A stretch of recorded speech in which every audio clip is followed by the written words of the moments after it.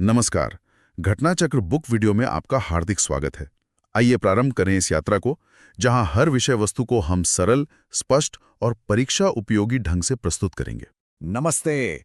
कभी सोचा है कि हमारी दुनिया में जो चीजें एकदम अलग थलग दिखती हैं वो असल में एक दूसरे से जुड़ी हो सकती हैं, किसी अदृश्य धागे से।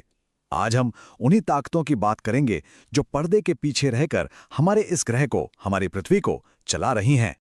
अब ये सवाल थोड़ा अजीब लग सकता है ना? कहाँ भारत में हवा का एक छोटा सा झोंका और कहाँ लाखों सालों में धीरे धीरे खिसकता हुआ एक पूरा का पूरा महाद्वीप। लेकिन यकीन मानिए, यही सवाल हमें एक बहुत बड़ी सच्चाई की तरफ ले जाएगा कि कैसे छोटी से छोटी और बड़ी से बड़ी चीजें एक ही नियम से बंधी हैं। तो चलिए इस सफर की शुरुआत करते हैं, ठीक हमारे पैरों के नीचे से। इस जमीन के अंदर ना कुछ बहुत ही जबरदस्त ताकतें काम कर रही हैं, इतनी ताकतवर कि वो लगातार हमारे प्लैनेट का नक्शा ही बदल देती हैं। जरा सोचिए, पृथ्वी की जो ऊपरी सतह है वो कोई एक ठोस चीज नहीं है। ये तो एक बहुत बड़े जिक्सो पजल की तरह है, और इसके जो बड़े बड़े टुकड़े हैं उन्हीं को हम टेक्टोनिक प्लेट्स कहते हैं। हमारे सारे महाद्वीप, सारे महासागर इन्हीं प्लेट्स पर टिके हैं। और सबसे मजेदार बात, ये टुकड़े कभी भी एक जगह रुके नहीं रहते। और ये कितनी तेजी से खिसकते हैं, बस 1 से 2 इंच हर साल। जी हां, बस इतना ही। मतलब लगभग उतनी ही स्पीड से जितने हमारे नाखून बढ़ते हैं। हमें तो ये महसूस तक नहीं होता, लेकिन लाखों सालों के पैमाने पर सोचें तो यही मामूली सी हरकत बड़े बड़े पहाड़ बना देती है और महाद्वीपों को एक दूसरे से हजारों मील दूर धकेल देती है। लेकिन सवाल यह है कि आखिर इतनी विशाल खरबों टन भारी प्लेटों को हिलाने की ताकत आती कहां से है? मतलब इसके पीछे की एनर्जी का सोर्स क्या है? इसका जवाब कहीं बाहर नहीं, बल्कि हमारी पृथ्वी के अंदर ही छिपा है। इसका राज छिपा है पृथ्वी के अंदर एक बहुत बड़े इंजन में। देखिए, 1930s के दशक में आर्थर होम्स ने एक थ्योरी दी। उन्होंने बताया कि पृथ्वी के कोर यानी उसके केंद्र से जो गर्मी निकलती है वो मैंटल में एक करंट पैदा करती है, बिल्कुल वैसे ही जैसे किसी बर्तन में पानी गर्म होकर ऊपर उठता है और ठंडा होकर नीचे जाता है। बस यही करंट ऊपर तैर रही प्लेटों को अपने साथ धीरे धीरे खिसकाता रहता है। अच्छा, ज्योग्राफी में ये 2 शब्द हैं जो अक्सर लोगों को कंफ्यूज कर देते हैं, स्ट्रेट और इस्थमस, या हिंदी में कहें तो जल संधि और स्थल डमरू मध्य। तो इसे याद रखने का एक सिंपल सा तरीका है, जल संधि यानी जो जल को जोड़े, मतलब 2 बड़े सागरों को, और स्थल डमरू मध्य यानी जो स्थल को जोड़े, मतलब 2 बड़े जमीनी टुकड़ों को। ये जानना इसलिए जरूरी है क्योंकि दुनिया की कई बड़ी बड़ी लोकेशंस इन्हीं में से एक हैं। तो ये तो हुई जमीन के नीचे की बात। अब जरा जमीन से ऊपर उठकर आसमान की तरफ देखते हैं, क्योंकि यहां भी एक अदृश्य इंजन लगातार काम कर रहा है। और ये इंजन है हवा की वो विशाल धाराएं जो पूरी दुनिया का मौसम और जलवायु तय करती हैं। अब ये नाम कोरियोलिस फोर्स सुनने में थोड़ा कॉम्प्लिकेटेड लग सकता है, पर इसका असर हम सब लगभग रोज देखते हैं। कभी सोचा है कि तूफान हमेशा गोल गोल क्यों घूमते हैं, या हवाएं सीधी क्यों नहीं बहती? बस इसी के पीछे है कोरियोलिस फोर्स। और ये सब होता है सिर्फ एक वजह से, हमारी पृथ्वी का अपनी धुरी पर घूमना। अच्छा, कोरियोलिस फोर्स को लेकर एक बहुत कॉमन गलतफहमी भी है। कई लोगों को लगता है कि हवा जितनी तेज होगी ये असर उतना ही कम हो जाएगा, लेकिन सच तो इसका बिल्कुल उल्टा है। असल में हवा की रफ्तार जितनी ज्यादा होती है, उसका मोड़, उसका डिफ्लेक्शन उतना ही ज्यादा होता है। और हां, सारी हवाएं एक जैसी नहीं होती। कुछ होती हैं परमानेंट हवाएं, जैसे ट्रेड विंड्स।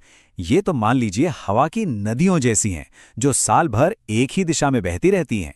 और फिर होती हैं लोकल हवाएं, जैसे कि उत्तर भारत में गर्मियों में चलने वाली लू। ये सिर्फ एक खास इलाके में और एक खास मौसम में ही चलती हैं। इन्हीं परमानेंट हवाओं के पैटर्न की वजह से पृथ्वी पर कुछ खास प्रेशर जोन बन जाते हैं, जैसे कि इक्वेटर के पास का ITCG। ये एक लो प्रेशर जोन है जहां दोनों तरफ से हवाएं आकर मिलती हैं और जमकर बारिश होती है। और फिर हैं हॉर्स लैटिट्यूड्स जैसे हाई प्रेशर जोन, जो अपने शांत मौसम के लिए जाने जाते हैं, जहां हवा लगभग चलती ही नहीं। तो ठीक है, हमने जमीन के नीचे की ताकतों को समझा, हवा के इंजन को भी देख लिया, लेकिन इस लगातार बदलते हुए स्टेज पर जिंदगी कैसे पनपती है? आइए अब देखते हैं कि हमारे इस प्लैनेट की रंग बिरंगी दुनिया में अलग अलग जीव और कल्चर कैसे अपनी जगह बनाते हैं। ये कॉन्सेप्ट बहुत सिंपल है, पर बहुत पावरफुल भी। एक ड्रेनेज बेसिन या जल निकास द्रोणी। इसे आप एक बहुत बड़े फनल या कीप की तरह समझ सकते हैं। ये एक ऐसे इलाके का सारा पानी, चाहे वो बारिश का हो या बर्फ पिघलने का, इकट्ठा करके एक बड़ी नदी या झील में डाल देता है। और दुनिया की ज्यादातर बड़ी बड़ी सभ्यताएं इन्हीं जीवन देने वाले बेसिन के किनारे ही तो बसी हैं। अब देखिए, इन्फॉर्मेशन को फैक्ट चेक करना कितना जरूरी होता है। कुछ सोर्सेज में यह गलत जानकारी मिल सकती है कि ओरंगुटान यानी वनमानुष कैरेबियन आइलैंड्स में मिलते हैं। नहीं, वो असल में अफ्रीका के जंगलों में पाए जाते हैं। हाँ, बाकी जानकारी सही है, कंगारू ऑस्ट्रेलिया में ही मिलते हैं और लीमर मेडागास्कर में। किसी भी जगह के कल्चर को समझना होना तो वहाँ की भाषाएं एक बेहतरीन खिड़की होती हैं। इस टेबल में हम अपने आसपास के कुछ देशों और उनकी ऑफिशियल लैंग्वेजेस को देख सकते हैं। इससे हमें इस पूरे रीजन की जो रिच और कॉम्प्लेक्स सांस्कृतिक विरासत है उसकी एक छोटी सी झलक मिलती है। तो चलिए अब अपनी सोच का दायरा थोड़ा और बढ़ाते हैं। जमीन, हवा और जीवन से भी ऊपर उठकर पृथ्वी से बाहर निकलते हैं और देखते हैं कि इस विशाल ब्रह्मांड में हमारी जगह कहाँ है। क्या ये बात पता है कि किसी भी इंसान का वजन इस पृथ्वी पर हर जगह एक जैसा नहीं होता? जी हाँ, ये सच है। अगर कोई पोल्स पर यानी ध्रुवों पर अपना वजन करे तो वो थोड़ा सा ज्यादा आएगा। ऐसा इसलिए होता है क्योंकि पृथ्वी के घूमने की वजह से इक्वेटर पर एक सेंट्रीफ्यूगल फोर्स लगता है जो ग्रेविटी को हल्का सा कम कर देता है ना कमाल की बात? हमारे सोलर सिस्टम में सिर्फ प्लैनेट्स ही नहीं है, एक और कैटेगरी है जिसे हम कहते हैं ड्वार्फ प्लैनेट्स यानी बौने ग्रह। अब ये क्या होते हैं? देखिए, ये इतने बड़े तो होते हैं कि अपनी ग्रेविटी से गोल हो जाएं, पर इतने भी ताकतवर नहीं होते कि अपनी ऑर्बिट यानी अपनी कक्षा को बाकी चीजों से साफ कर पाएं। इसका सबसे फेमस एग्जाम्पल तो हम सब जानते हैं, प्लूटो।